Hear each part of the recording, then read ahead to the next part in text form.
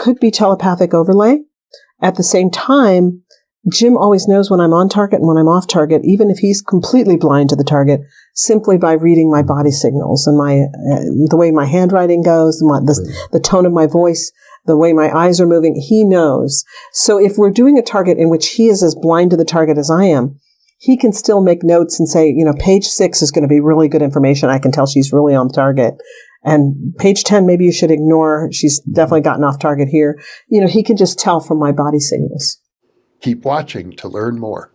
Book 4 in the new Thinking Aloud dialogue series is Charles T. Tart, 70 Years of Exploring Consciousness and Parapsychology, now available on Amazon. New Thinking Aloud is presented by the California Institute for Human Science, a fully accredited university offering distant learning graduate degrees that focus on mind, body, and spirit. The topics that we cover here. We are particularly excited to announce new degrees emphasizing parapsychology and the paranormal. Visit their website at cihs.edu. You can now download all 8 copies of the New Thinking Aloud magazine for free, or order beautiful printed copies. Go to newthinkingaloud.org.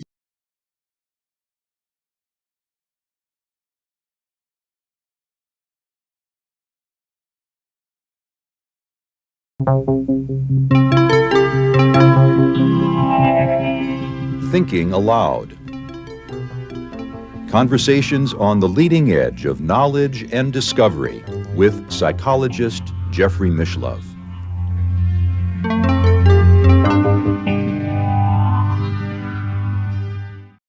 Hello and welcome. I'm Jeffrey Mishlove. Today we'll be exploring the process of monitoring remote viewing and clairvoyant sessions. My guest is Lori Williams, one of the world's foremost trainers of remote viewing. She is the founder and president of Intuitive Specialists. She is also the author of Monitoring, a guide for remote viewing and practical intuitive teams. She has also written Boundless, your how-to guide for practical remote viewing.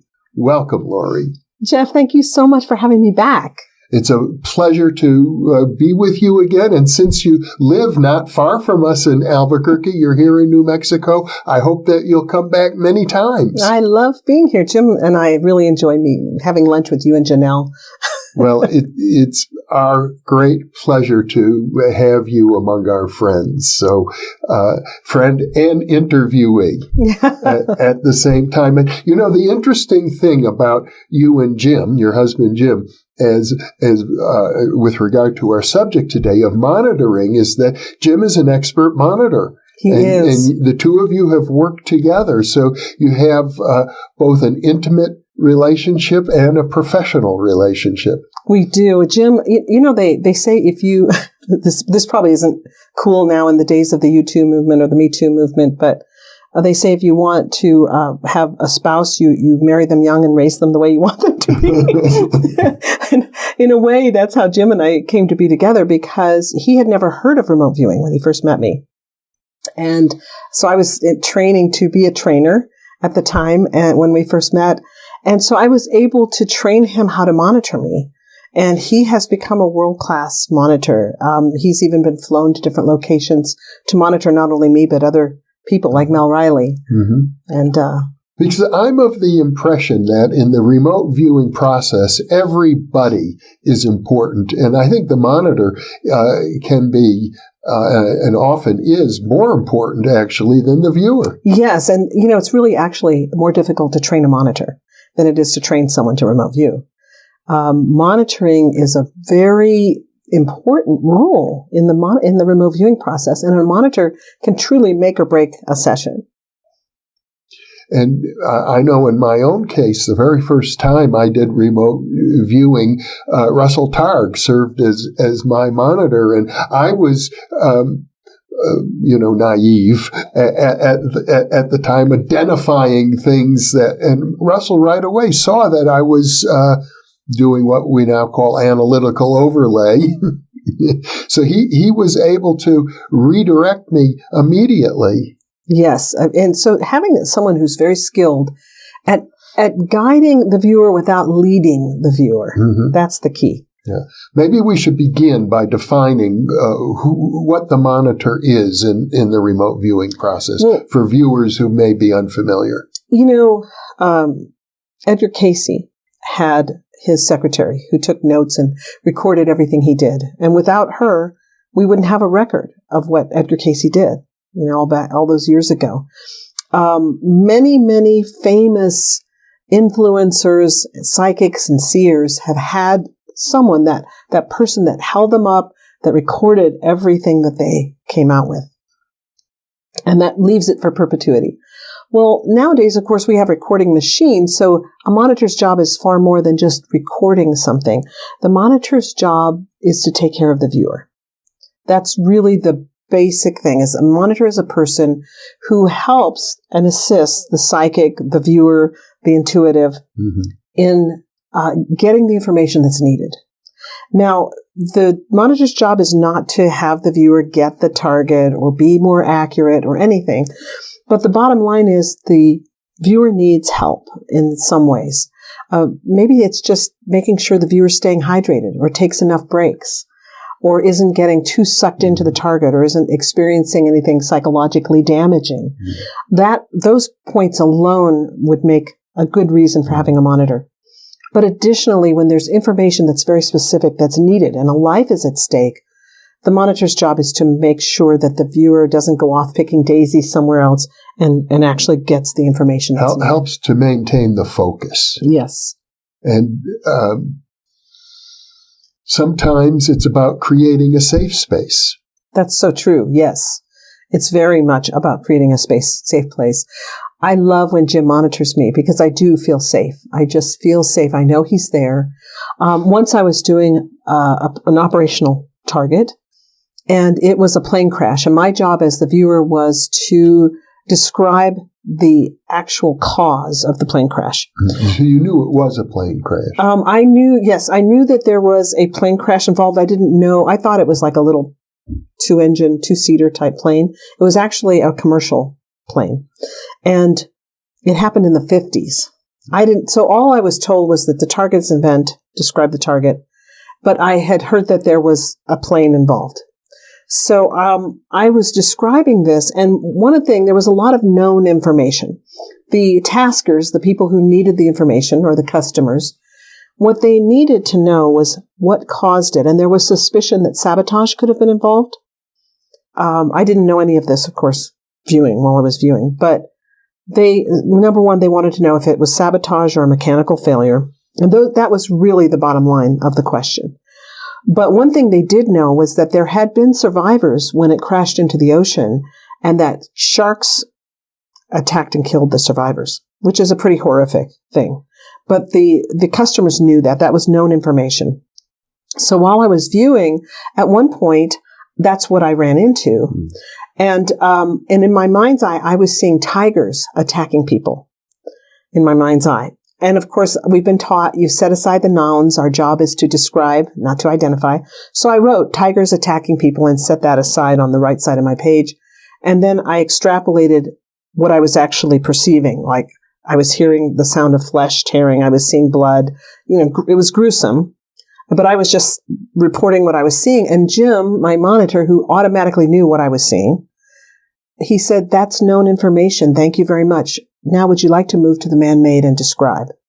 So I had already mentioned that there was a man-made object there, and he knew that moving me to the man-made would be a safer thing than having me view something that was unneeded and could even be psychologically harmful.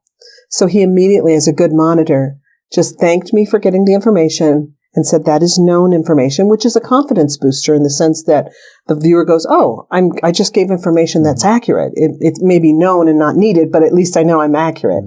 And then he's moving me away from it to something benign. So I presume because Jim knew that this was known information, that he wasn't blind to the target. No, he was not blind to the target. Nowadays, back in the olden days of the remote viewing unit, they had a whole army of people that they could draw from. They had a director, a project manager, an analyst, a viewer, a monitor. They had entire teams of people on one project. Nowadays, we're not as blessed that way usually, and so the project manager often has to wear many hats.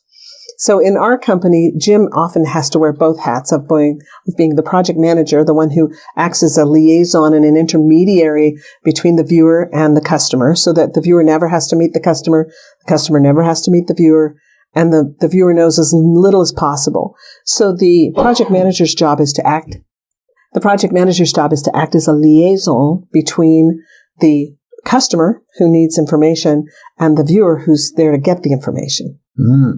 Now that creates the possible contamination, though, if there's any telepathic leakage or subtle hints between the two of you.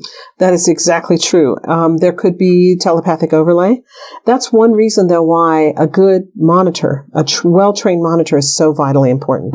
Because, number one, a good monitor has to stay completely impartial facially. No facial expressions, no body language, to impart information to the viewer.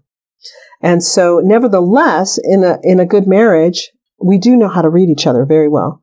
But that can be both a benefit and a detriment, in that there could be telepathic overlay. At the same time, Jim always knows when I'm on target and when I'm off target, even if he's completely blind to the target, simply by reading my body signals and the way my handwriting goes, the tone of my voice, the way my eyes are moving. He knows. So if we're doing a target in which he is as blind to the target as I am, he can still make notes and say, page 6 is going to be really good information. I can tell she's really on target.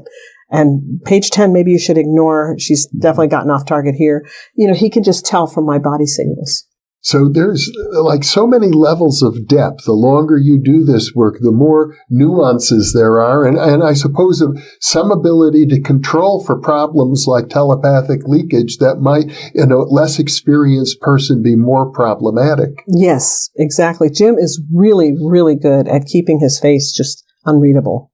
I mean, and we even joke, and this is Jim happy. This is Jim sad. This is Jim angry, because he's so good at not, he can just keep himself completely expressionless. When I was working on that airplane target, at one point I said, something is failing. I made the statement, something is failing. And Jim said, move to the failing and describe. So the monitor's job, he has to make sure that he doesn't lead me to anything I haven't already said. For example, if you knew that there was something red at the target, you were the monitor, and you knew that I really needed to get to the red thing to give you the information you needed. If you said, is there anything red at the target? You'd be horribly leading me, especially if I hadn't mentioned red. But if I say, there's something red at the target, and you say, move to the red and describe, that's perfectly fine, because I mentioned it first. Yeah. So in this case, I said, something's failing, and Jim said, move to the failing and describe. And then I start like a good Italian, I'm like, it's like that. And there's these, and so Jim says, could you sketch that? And I said, no, I can't sketch that. I'm not a very good artist. I don't know anything about mechanical things. I can't sketch it. He said, would you like to try? Could you just try to sketch it for me? So of course, he's so sweet and he's asking me to try. So I start making these sketches. And meanwhile, he's completely just expressionless. And I'm making the sketches and I'm thinking, I'm boring him to death. But in reality, he was super excited because he knew exactly what I was sketching. His father was a 1950s aircraft mechanic, and he knew exactly what part of the engine I was sketching. And he didn't say a word, though, and I had no idea if I was right or wrong. I was just out there trying to sketch what I was perceiving. And then after we finished the session, we were going out to dinner. And as we were heading out the door, I said, sorry, I know that was probably really boring, for you to have to sit through. And he looked at me and said, that's the best session you've ever done. But I would have never known. I had absolutely no idea that I was on target at all by his face. Well, stepping back for a moment, I know there are many details to talk about monitoring, but I would imagine that half the time, probably, remote viewers end up monitoring themselves in the session. They do. And that's why I wrote the book on monitoring, because and when I sent the book to Mel Riley, I just asked him to read through it and tell me if there was anything that I'd left out. And he did. He was wonderful in giving me some great advice and said, you need to talk about ERV monitoring in this. And I added a whole new section to the book because of his advice. ERV, which is extended remote viewing. Yeah.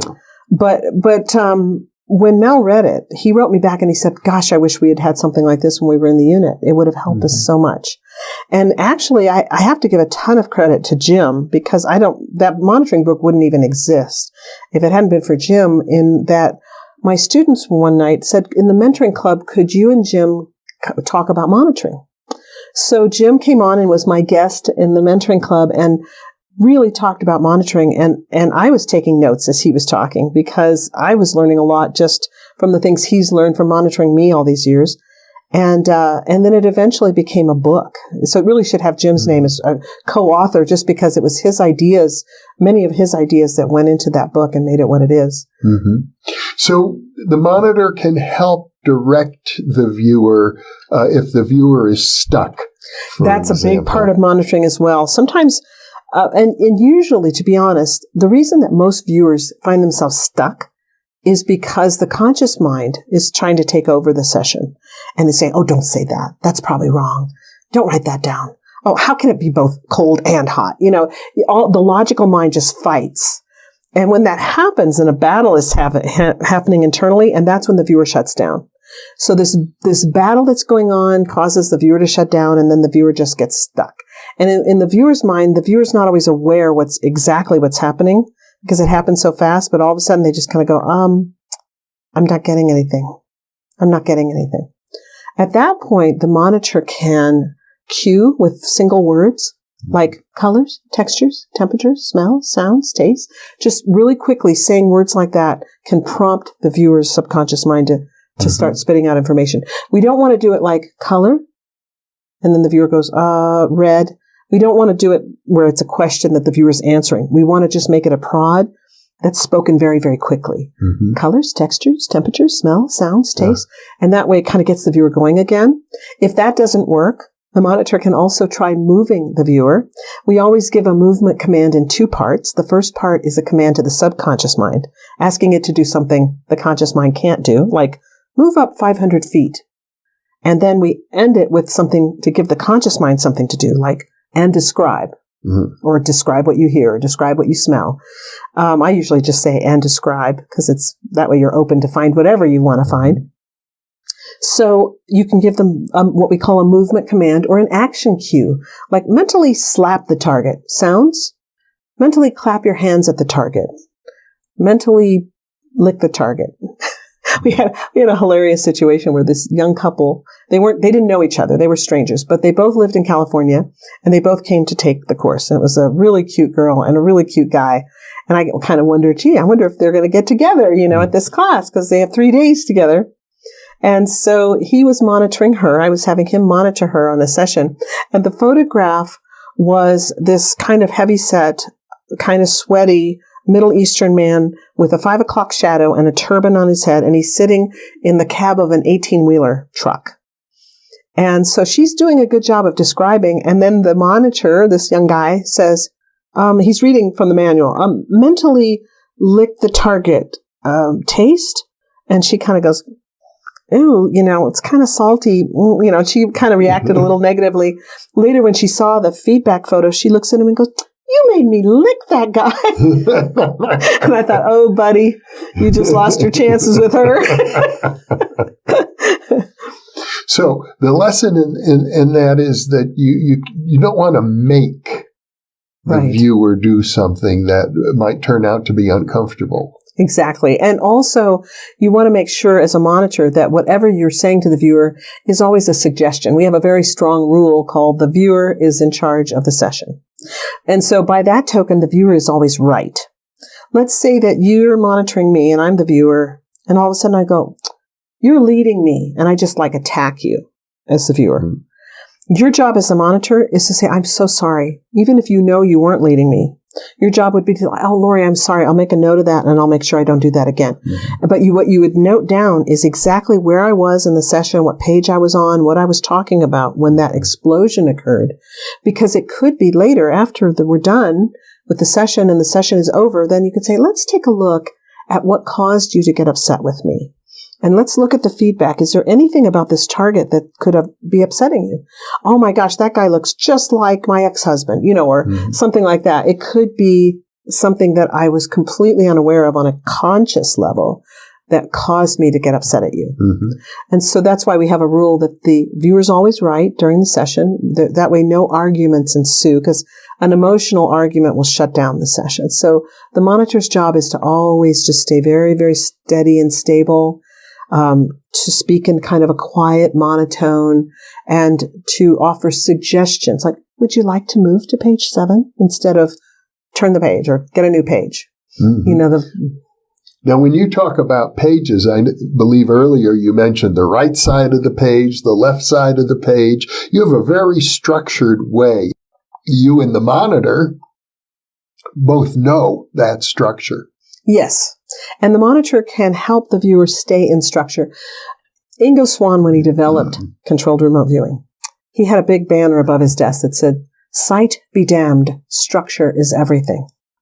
So when I hear people say, oh, Ingo didn't believe in CRV, he created it, but he didn't believe in it, he thought it was BS, or he didn't like it, or whatever. At the same time, I have been in Lynn Buchanan, my mentor's house, many times when Ingo would call, and they would talk on the phone, and I did not get the impression from any of those calls. He always had him on speaker. I never got the impression that Ingo disliked CRV at all. But I do feel that now we've developed it to such a point, to such a level of professionalism, that I think if Ingo could see what viewers nowadays are doing, he'd be very proud that he developed it. I see. So the details of the structure, what you put on the right side of the page, what you put on the left side of the page. I know you also work with glyphs or icons. Oh, ideograms, yes. Ideograms. Very important part of the process. So the monitor understands all of that. Yes. In fact, to be a monitor, you really should be a remote viewer. And I think monitoring makes you a better remote viewer. Mm-hmm. And people say, oh, is Jim a good remote viewer? Jim is an excellent remote viewer. How often does he remote view? Not very often nowadays. It's like Linda Buchanan once said to me, Lynn's wife. She said, one remote viewer in the family is enough. And so Jim feels like his efforts are better focused on being a really good monitor than actually being a viewer. But he's taken all the classes and can definitely remote view, and he definitely understands the process that's going on when I'm remote viewing. And that's why he's so good at noticing if I'm getting on target, if I'm off target, and also if I'm getting into dangerous waters and maybe he needs to pull me back. One really fascinating story. I was working on a kidnapping case, and I was connecting in the SI column, which Ingo called the EI column, of the phase 4 matrix. So again, this is all a written structure. And when you get into phase 4, there are 8 columns of information and so we just have these blank columns that we put information into depending on the type of information. And that gives our conscious mind a job to do. It keeps it busy so that it will stay out of the subconscious mind's way. So I was connecting with the subconscious mind of a guard who was guarding these kidnapped victims. And I encountered that there were many victims. My job was to try to locate one guy, but there were many victims, and they were all behind these locked doors. And so I was trying to connect with the subconscious of the guard. And I did. I found out a lot about this guard. He was actually a very nice guy with a family and all this. And so I was like, why are you kidnapping people? And instantly I had instant understanding of the actual ideology of this group that was kidnapping people. And he gave me the name. This is very rare, but I got the full name in Spanish of the organization that was kidnapping these people. I gave it to the investigators, and they had never heard of the group, and they investigated, and sure enough, this group existed in the area where the man was kidnapped. But the thing that amazed me was once I connected with him and I understood the ideology, I literally looked at my monitor, Jim, and said, I think we might be on the wrong side of this thing. I think I understand why they're kidnapping people. You were developing sympathy. I was developing sympathy because suddenly I understood it the way he understood it. We had really connected mentally. Mm-hmm. And Jim looked at me as a wise monitor and very gently said, does someone need to detox? And I went, oh my gosh. And I suddenly realized what I had just said. Like, I'm sympathizing with the kidnappers. And so that is another thing that a monitor is supposed to do, is to look out for things like that and to suggest moments in which we might need to do what we refer to as an in-session detox, where we literally stop right there and we separate our lives from the lives of whoever we might be viewing. And so it's a real separation thing where the room I'm in, the walls are black. Where the target person is, the walls are yellow. And we just want to really separate out our lives from their lives when there's been a conjoining in some way. Mm. And I know Jim also is able to pay attention to subtle muscle cues that because he knows you so well, but he's able to communicate with you at a subconscious level. Yes, exactly. As well. Now, that would be a very advanced type of monitoring, probably not something a beginner should even endeavor to do. Well, when I was, Lynn taught us about this science called micro movements in our very first basic class. And I was attending at that time with my former husband, Albert, who's also a wonderful remote viewer, very nice guy.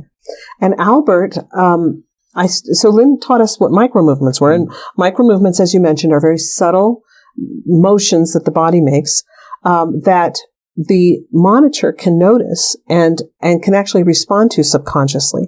So Albert and I immediately developed a system that he's still to this day not aware of. So if he's watching, he's going to learn about it now. But where every time he got on target, really getting the target, he would tip his head to the side like this. And so I started noticing that because I was choosing the targets for him. So I started noticing, as soon as Albert gets on target, he tips his head to the side. So I started making a note of it. But then what I started doing was every time he would tip his head to the side, I would scratch the side of my nose. So he would tip his head and I would go like this. And to this day, he doesn't know that this was happening. But the reason I was doing it was Lynn had taught me that this was like a subconscious way of saying to Albert's subconscious, thank you, I saw that. Uh-huh. Just kind of acknowledging it. And then it became really dependable because I kind of trained it into him by always rewarding him with the little scratch on the nose. It became very dependable where every time he got on target, he could tip his head. And the way that becomes very helpful is if, let's say, we were later working on a missing child case, Albert has no idea where the missing child is, and neither do I, right? So even if I'm monitoring him and I see the signal, I can write down, pay attention to what Albert wrote on page 7 because he tipped his head to the side. He gave me his signal that he's on target. Yeah. Now, I know at one point you told me a story about how his head was tipped and he made a drawing of the target that was also perpendicular to where it should have been. Yes. Now, this was, I think, the very first target he ever worked. And we call that a site orientation problem. Mm-hmm. And so his target, he drew it as a sideways thing. He said there's this elongated thing that comes out like this, and then there's something cold and wet that's vertical, and then it kind of goes like tapers off, and then there's a round thing like a roller coaster wrapped around it. This was his very first target. And it turned out to be a bottle of champagne in an ice bucket on a spiral stand. Mm-hmm. So he had drawn it sideways, but it was actually 90 degrees off. And he did tip his head to the side as he was getting the information. So what he had to teach himself to do was, as soon as he saw a picture in his mind, he had to learn to turn it to the right 90 degrees, and then he would be very accurate. Well, one of the lessons I'm learning from this conversation is that there are hundreds of nuances that when you get to the level of professional functioning, like in most other professions, you become aware of. It's true. And it never stops. The learning never stops. It's just layers of understanding because we're exploring consciousness, which is really the final frontier.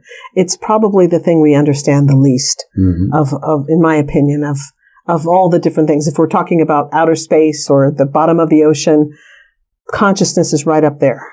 And remote viewing is really quite a window into the functioning of consciousness at some of the outer limits. It's so true. It is the most amazing self-discovery tool. And by working with a monitor who's able to objectively watch you, you can learn so much about yourself just from the monitor's observations even. So it's a wonderful, wonderful self-discovery tool. Well, Lori Williams, once again, a delightful conversation, very educational. I'm pleased to be able to share this with our viewers.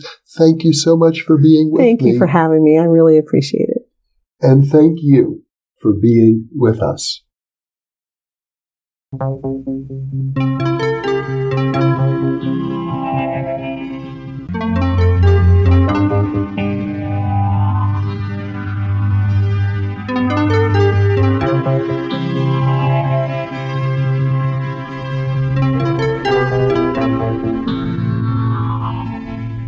Book 4 in the new Thinking Aloud dialogue series is Charles T. Tart, 70 Years of Exploring Consciousness and Parapsychology, now available on Amazon. New Thinking Aloud is presented by the California Institute for Human Science, a fully accredited university offering distant learning graduate degrees that focus on mind, body, and spirit.